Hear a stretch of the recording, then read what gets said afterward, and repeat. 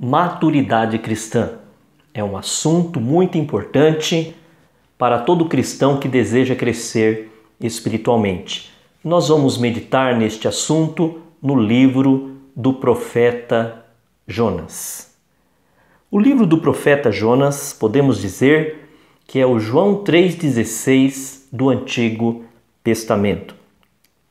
Ele reflete o amor e o desejo de Deus em salvar os pecadores de todas as nações.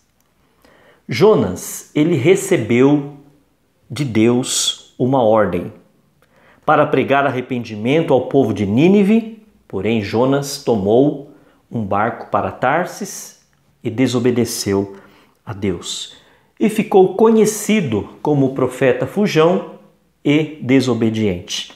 Mas qual foi a lógica de Jonas para ter desobedecido a Deus? Vamos ver. Nínive era a capital da Síria. A Síria, um império que devastou totalmente Israel, cobrou tributos de Judeia. Durante o período do rei Manassés, a cidade de Nínive era um símbolo da violência e da maldade.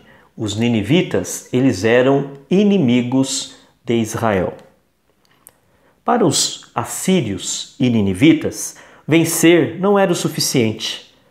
Havia um massacre e a tortura dos povos vencidos, como, por exemplo, imobilizar os guerreiros conquistados, queimar as cidades, esfolar vivo os guerreiros, cortar as orelhas e os narizes deles, com o objetivo de intimidar o povo conquistado.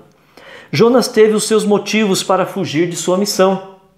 Assim também como muitos, hoje em dia, têm também os seus motivos para fugirem da presença de Deus, de seus compromissos com o reino de Deus. Mas a lógica de Deus não é uma lógica humana. Está registrado em Jonas capítulo 4, versículo 11. E não hei de eu ter compaixão da grande cidade de Nínive, em que há mais de 120 mil pessoas que não sabem discernir entre a mão direita e a mão esquerda e também muitos animais? Essa é a lógica de Deus: amor, compaixão e misericórdia. A história de Jonas se passa aproximadamente 750 anos antes de Cristo e evidencia de maneira maravilhosa a misericórdia e o socorro de Deus com todos, até mesmo com aqueles que não criam nele. No capítulo 1 de Jonas, Deus chama Jonas para pregar ao povo de Nínive. Jonas foge num barco, surge uma tempestade que ameaça afundar o barco. Jonas confessa que ele é o responsável pela tempestade. Ele é jogado para fora do barco e engolido por um grande peixe. No capítulo 2, Jonas se arrepende e faz uma oração da barriga do grande peixe. O Senhor ouve a sua oração e o liberta. No capítulo 3 de Jonas, Deus novamente chama Jonas para pregar em Nínive. Jonas vai para Nínive e profetiza sobre Nínive a destruição do povo. O povo se arrepende e o Senhor retira o seu juízo sobre a cidade de Nínive. No capítulo 4, Jonas fica furioso com a decisão do Senhor de mostrar misericórdia ao povo. E Deus ensina a Jonas a respeito de seu cuidado e preocupação pela salvação do povo de Nínive. Resumindo, Deus teve misericórdia dos marinheiros, mesmo cada um clamando a um Deus diferente.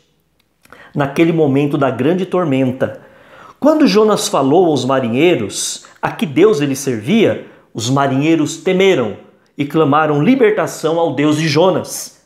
E eles foram ouvidos, Deus os poupou. Deus teve misericórdia do povo de Nínive, porque o povo se arrependeu. Deus teve misericórdia do próprio Jonas. Mesmo fugindo do Senhor, foi salvo de morrer afogado no mar, ao ser engolido por um grande peixe. Aquele peixe tinha sido enviado por Deus. podemos aprender pelo menos 5 lições com a história de Jonas. Primeira, Deus não tem filhos e filhas preferidos. O seu amor se estende a todos, sem distinção.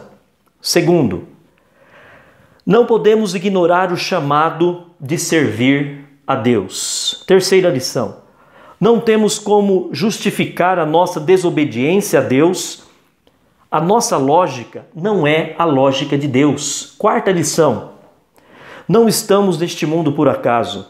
Deus tem um propósito para cada um de seus filhos e filhas. E quinta lição, não estamos aqui para fazermos o que queremos, mas para fazermos a vontade de Deus. Aprender estas lições significa crescer em maturidade cristã. Deus nos abençoe.